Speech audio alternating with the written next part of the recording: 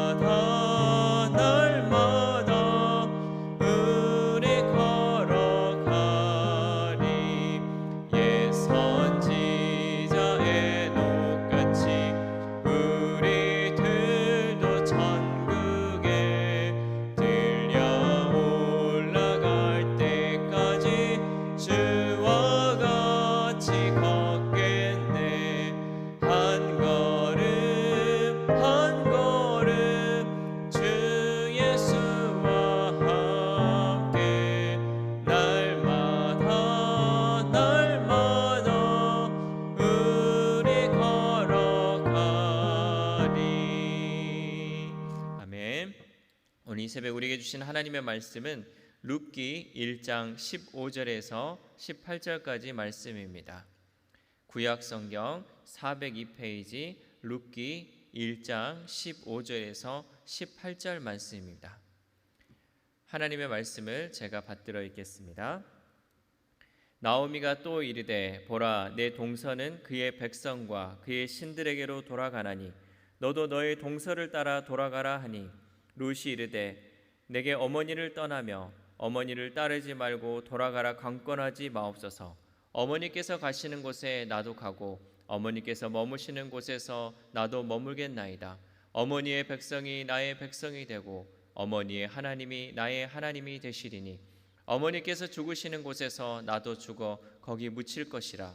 만일 내가 죽는 일 외에 어머니를 떠나면 여호와께서 내게 벌을 내리시고 더 내리시기를 원하나이다 하는지라. 나오미가 룻이 자기와 함께 가기로 굳게 결심함을 보고 그에게 말하기를 그치니라. 아멘. 이 새벽 어디에 있든지라는 말씀의 제목을 가지고 함께 은혜 받는 시간이 되었으면 좋겠습니다. 여러분 설 명절 잘 보내셨습니까? 오늘은 설 명절 마지막 날 토요일로서 이제 다시금 우리가 일상으로 돌아가는 데 있어서 준비해야 하는 그런 날입니다. 그런데 설 명절이 되면 가족 간에 여러 가지 불화도 있고 갈등도 있고 또 때로는 좋지 않은 일도 있을 때가 있습니다. 하지만 오늘 이 나오미와 이 룻의 그 관계를 통하여서 우리 가정에 또 우리 가족 간에 하나님께서 주시는 위로의 말씀이 무엇인지 그 말씀을 하나하나 살펴보면서 함께 은혜 받는 시간이 되었으면 좋겠습니다.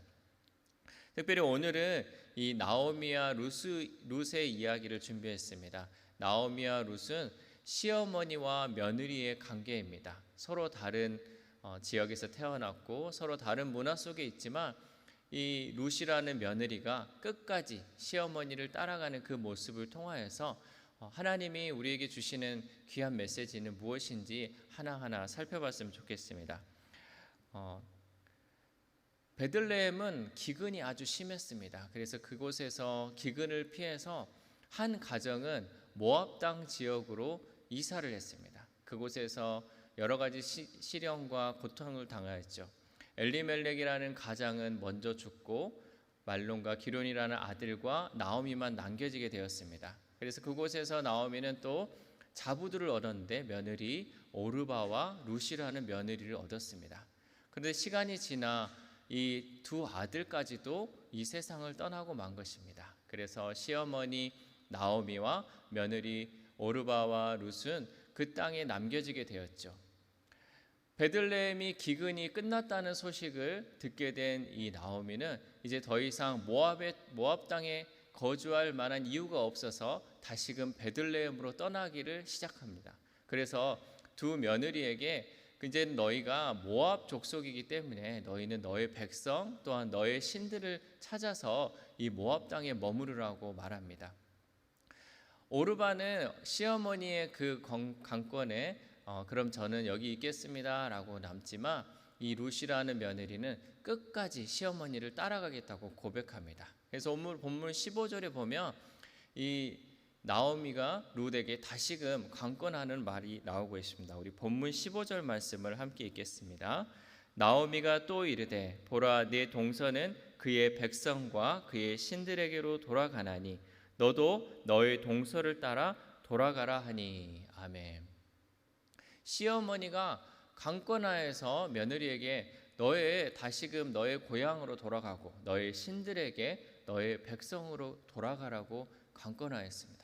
그러나 그 강권하는 말 가운데 룻은 이렇게 고백합니다. 내가 어머니를 따라가겠다. 어머니가 가시는 곳에 내가 가고 어머니가 머무는 곳에 내가 머물고 어머니의 하나님이 곧 나의 하나님이 되겠다고 고백하며 끝까지 나오미를 따라가기를 소망합니다. 그래서 더 이상 이제는 이 나오미가 룻에게 권면하는 것을 그치고 같이 가기로 결심을 하게 되죠. 여러분, 나오미와 룻의 관계는 시어머니와 며느리의 관계입니다. 피 한 방울 섞이지 않은 이 두 관계 속에서 어떻게 룻이 시어머니 나오미를 이렇게 따르게 되었을까요? 오늘 이 말씀 첫 번째로는 룻은 시어머니가 인간적으로 불쌍한 것도 있지만 시어머니가 믿는 하나님을 믿기로 결심하였습니다. 여러분, 모압 땅에 살던 이 룻이 어떻게 하나님을 알 수 있었을까요? 그는 태어나서부터 모압의 신들 그리고 그 문화 속에 살아서 하나님에 대해서는 전혀 접할 기회가 없었습니다. 그런데도 시어머니 나오미가 섬기는 그 하나님을 자기도 섬기겠다고 고백한 것은 바로 나오미가 섬기는 그 모습을 룻이 보았기 때문입니다. 나오미가 섬기는 그 하나님을 통하여서 룻이 하나님의 살아계심, 하나님은 이런 분이시구나 라는 것을 깨달았다는 것이죠. 여러분, 우리의 삶 가운데도 이러한 것들이 이루어지길 소망합니다.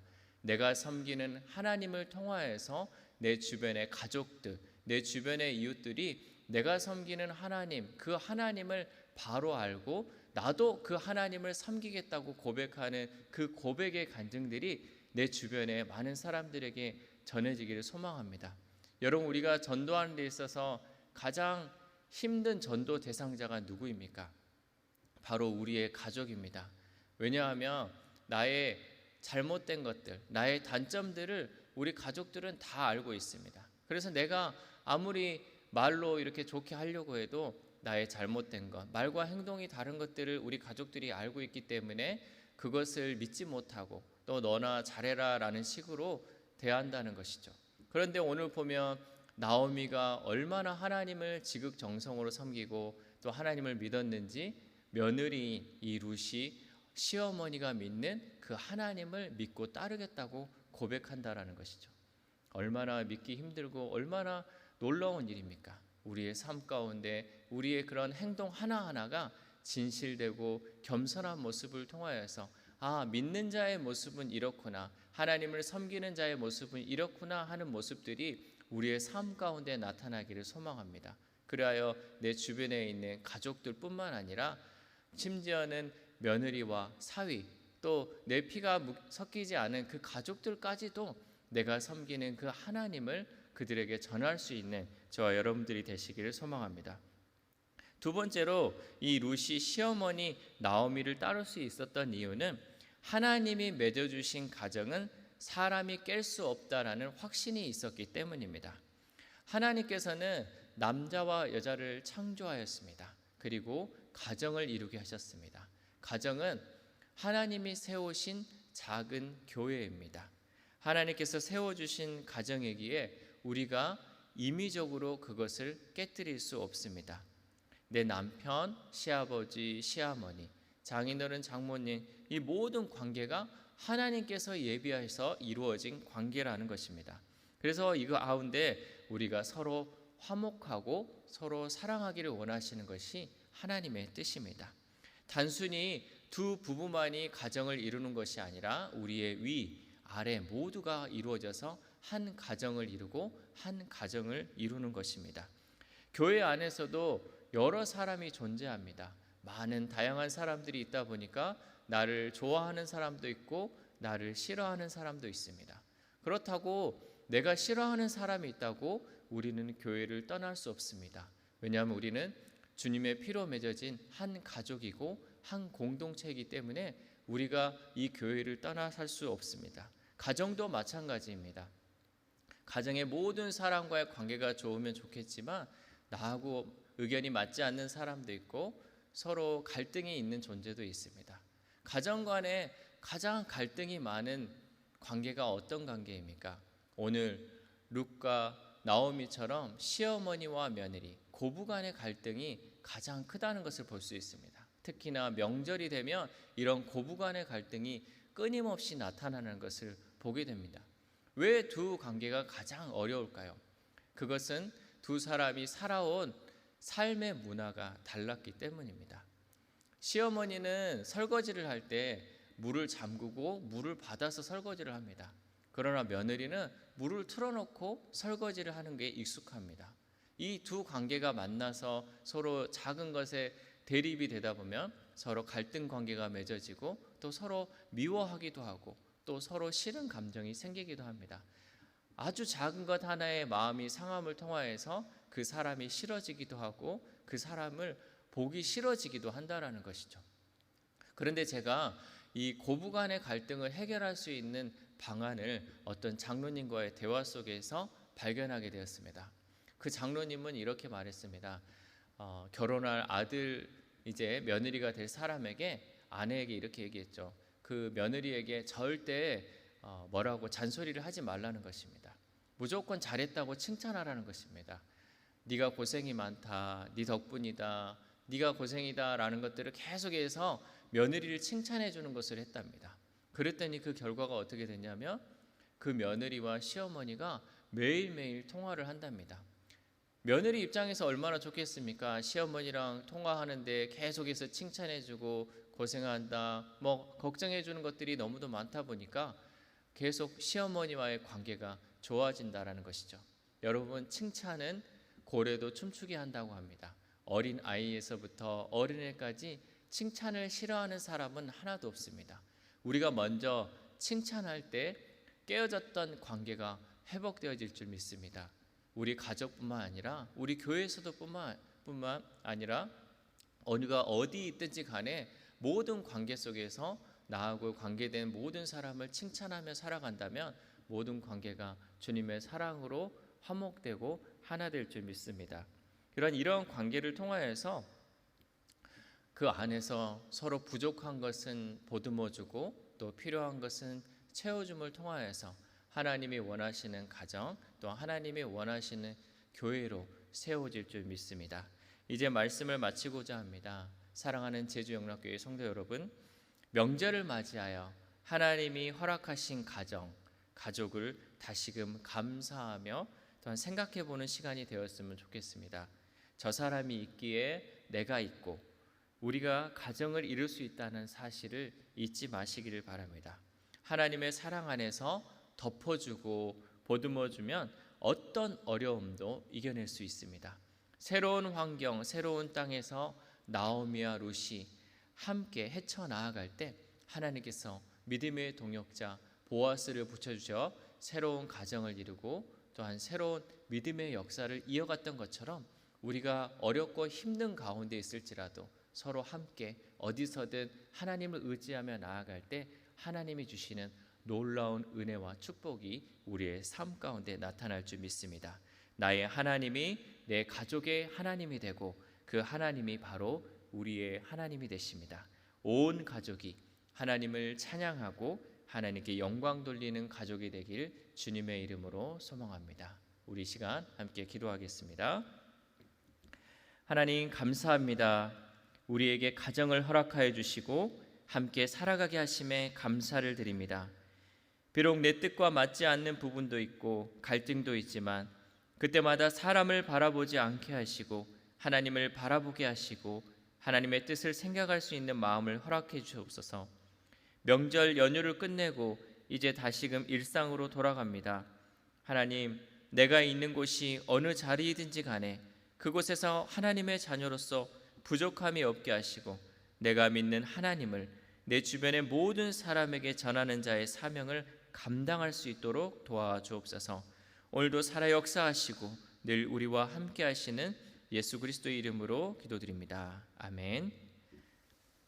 지금은 우리 가운데 늘 사랑으로 하나 되게 하신 예수 그리스도의 크신 은혜와 가정을 이루며 서로 사랑하게 하신 하나님의 사랑하심과 어디를 가든지 인도하여 주시고 도와주시는 성령님의 교통교제 지켜 보호하심이 설 명절을 통하여 가족의 소중함을 다시금 생각하며 서로 사랑하고 하나 되기로 결단하는 제주영락교회 모든 성도들의 가정과 직장과 사업터 그리고 코로나19로 고통당하고 있는 이 나라와 이 민족 세계 열방 가운데 지금부터 영원토록 함께 하시기를 간절히 축원하옵나이다. 아멘.